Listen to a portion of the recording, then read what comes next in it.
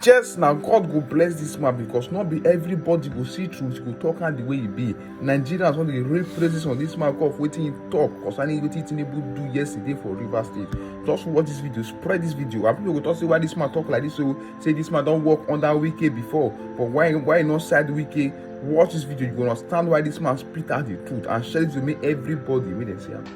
Much of last year, 2024, the Nyesom Wike group, have been working seriously, trying to destabilize the state, trying to create the exact conditions that will lead to a declaration of a state of emergency. As you probably know, Charles, even in October last year, I think specifically on the 7th of October 2024, those who were supporting the FCT minister, Nyesom Wike, burnt down 4 local government councils, during the elections, in Rivers State. And, it's very unfortunate that we've got to a point where even the president, has been sucked into this crisis. It's really disappointing.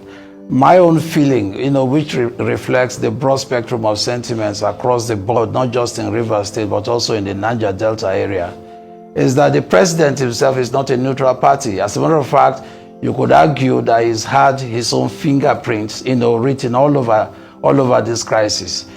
You may remember that in December 2023, the president gave very humiliating conditions, during his, intervention in the crisis in December 2023. All of the 8 points, that constituted the so-called mediation points. We are overwhelmingly against the governors Fubara. Not a single point was against the main orchestrator of this crisis, Mr. Nyesom Wike, who is the FCT minister. And now this evening we've had this broadcast throughout the length and breadth of the broadcast. Not a single mention was made of the FCT minister, who is the main, actor orchestrating the crisis in the state, and he happens to be an appointee of the president.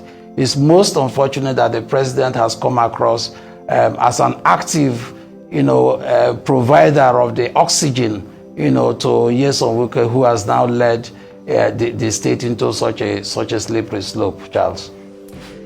So, as far as you're concerned, Dr. George, this comes across as if the president did not show balance and fairness. That's your assessment, because Nyesom Wike, of course, retains his power as minister, and Sim Fubara has temporarily lost his power as governor. Yes, Charles, as I said, throughout the speech, not once did the president even as much as acknowledge the fact that, there is an instigator of this crisis, who is his own political appointee, the FCT minister. Not once did the president mention this. The unfortunate impression, Charles, that the president has given is that he himself, has his fingerprints on this crisis, and that he's an active supporter of Nyesom Wike in this unfortunate crisis. And I believe that the president should have, been able to rise above this partisanship. And this evening proves that he didn't do that. And I think it's an unfortunate situation for the country. And Dr. George, I have in front of me here, and please correct me if I'm wrong, that you served as Nyesom Wike's first Commissioner for Information and Communications when he was Governor of Rivers State. In other words, people might see that and imagine that you would be more sympathetic to the Wike cause than I suspect you are. Is that right? Yes, you're right that I served as Commissioner for Information in the Wike administration for nearly 2 years.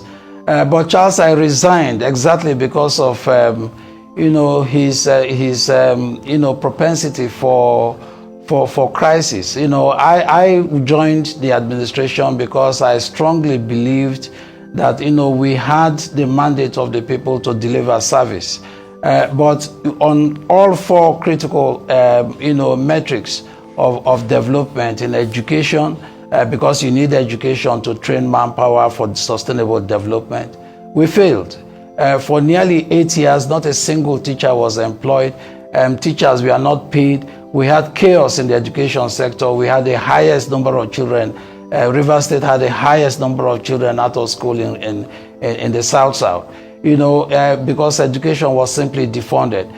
We also had very serious crisis in the health sector. As a matter of fact, my colleague who was the Commissioner for Health, who insisted that such a critical sector should not be ignored, Dr. Dagme was sacked simply because he insisted and resisted the cynical neglect of the health sector. We also had very serious problems, of lack of investment in agriculture, because we actually wanted to bring back food sustainability in the agricultural sector in Rivers State.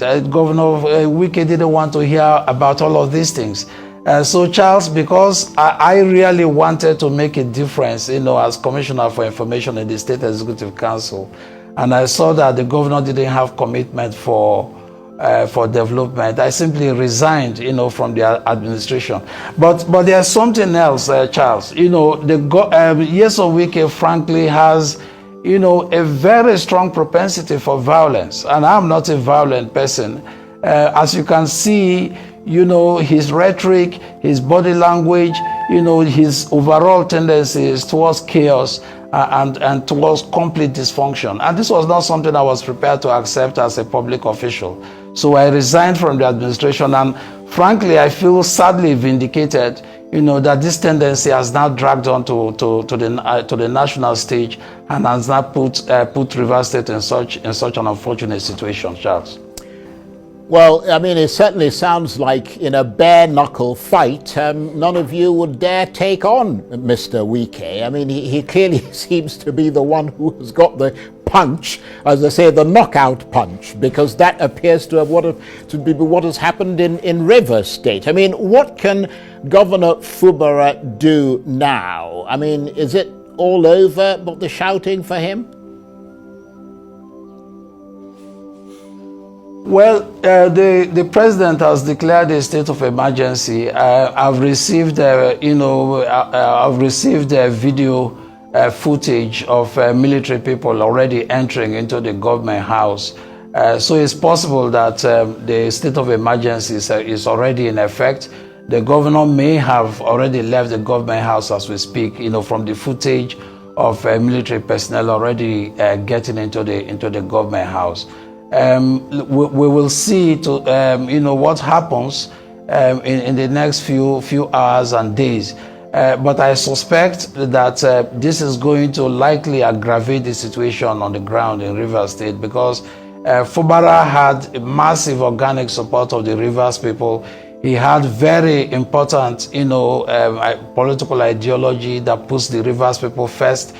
Charles, one of the major, I should say, the actual difference he has with Nyesom Wike is that while Nyesom Wike wanted direct access to state resources, in order to fund his political ambition, because he still has, I suppose, some presidential ambition, Fubara wanted to use state resources, for the benefit and development of the state, which is why, rather than divert money to political godfathers, what he chose to do was to put the Rivers people and their needs first. For instance, for the first time since 1967, Fubara initiated, to build over 20,000 housing units for low-income workers in Rivers State. This is the first and most extensive housing development effort since 1967. He's also, recalibrating the educational sector. He has massive investment already. I think some Israeli companies were already beginning to revive the agricultural sector. He spent over 200 billion naira trying to open up the Trans-Calabari corridor in order to expand development in the area. So this is a governor that already has a very clear developmental agenda that puts the Rivers people first. In Rivers State, we consider this as the saddest day, since the creation of the state in 1967, Charles. Well, obviously, we are where we are, as they say. The president has declared a state of emergency. The question now is what the bottom line is how this issue is going to be resolved, because at some point it will need to be resolved. The governor has 6 months of suspension. Maybe if it's resolved quicker, he may well come back before then, but the assumption is that he will be back in the saddle in 6 months' time. How do you think it is likely to be resolved? Will it be political? Will it be legal? Do you see a hardening of positions as a result of this declaration of emergency?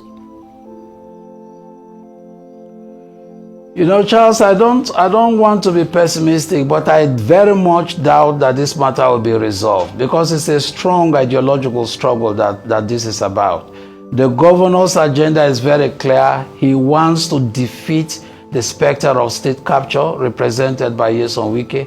He wants to make sure he puts the people first. And Nyesom Wike has a direct opposite ideology, which is personal aggrandizement and making sure state resources are back in his kitty so that he can pursue his own political agenda.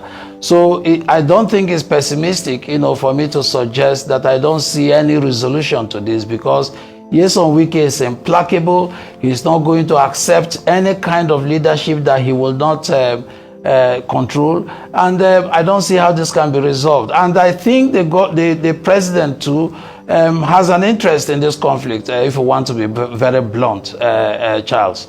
As you know, the APC is having some problems in the north, in Kano, in Kaduna, and in Katsina, and elsewhere in the north, and there are very vocal voices that are also speaking up in the north against, the state of affairs in the country. So what I think the APC is doing is to pivot, to the south-south and to the southeast, to see how they can consolidate their ground, to serve as a counterpoint to what is likely unraveling in the north. So I do not, in the horizon, see how Rivers State is going to get back to normalcy, because frankly, this is not just about Nyesom Wike fighting Governor Fubara. I think that the APC, represented by the president, is very much in this fight, and I don't see how they can allow normalcy to return in Rivers State. It seems pessimistic, but that is a realistic assessment, Charles. And on that rather downbeat note, I want to thank you very much indeed for joining us this evening. Dr. Austin Tam George is a former commissioner in Rivers State. He is, of course, a communications and public policy consultant. He's an alumnus of the Harvard Kennedy School in Cambridge, Massachusetts, and he was talking to me from our studios in Lagos.